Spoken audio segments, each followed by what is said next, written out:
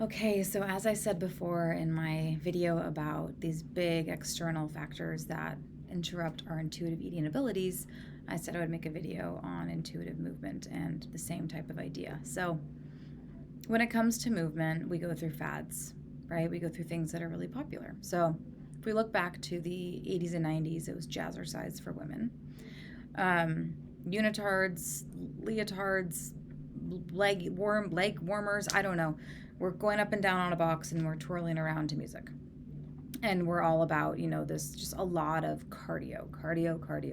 That will keep you thin.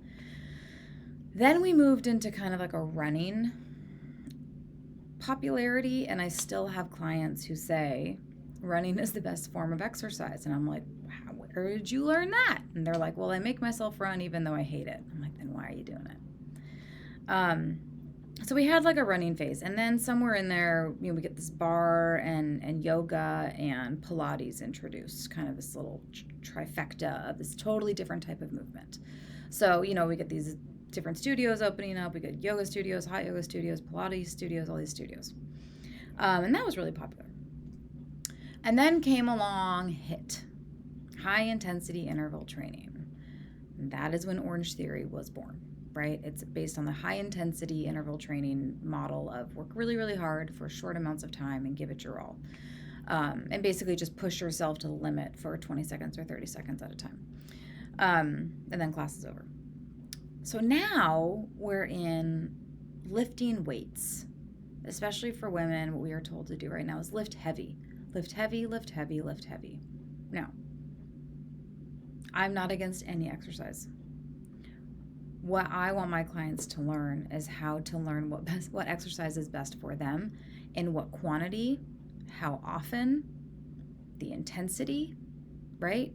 So what tends to happen is when there's some sort of fad, some sort of, popular workout thing, everybody does it. And we lose sight of all the other things we could do, right? We give it our all. We have influencers, we have trainers, we have all these people saying, this is the best thing. And it's like, oh, it wasn't the best thing 10 years ago. It's like, what's changed, right? Like, has that much changed in 10 years that suddenly we've discovered this brand new thing? No, we are still human bodies. So what I like to help my clients with is learning how to move intuitively. So listening to your body and saying, what do you need? What do you need to feel your best? Let's do some strength training, especially for women, so we don't get osteopenia or osteoporosis when we're older. That really helps with bone density. That's science. That is helpful. Let's get some weights in. How often, though? How hard are you going to push yourself? Cardio doesn't have to be running, but make sure your heart pumps faster than usual a few times a week, because that's really good for your heart. What about mobility and flexibility? Are you spending time stretching? Are you tending to your hips? Because our hips get really tight. Women especially need to work on hips. And fun fact, trauma is stored in the hips. So are we doing things out of like fierce, like competitiveness, or are we doing some like more soothing, calming things that are still challenging, like yoga, where maybe we need a little more, connection with our inner selves, right? So you get to choose what's best for you. You get to choose which exercises are best for you. They're not going to be the same as your parents. They're not going to be the same as your friends. They're not going to be the same as your partners. They're yours.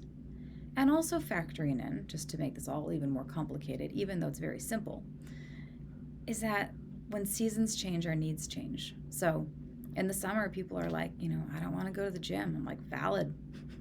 Right? Like, go get on a kayak, right? Like, go enjoy the summer. It's Pacific Northwest. Go enjoy it. Like, don't go to the gym.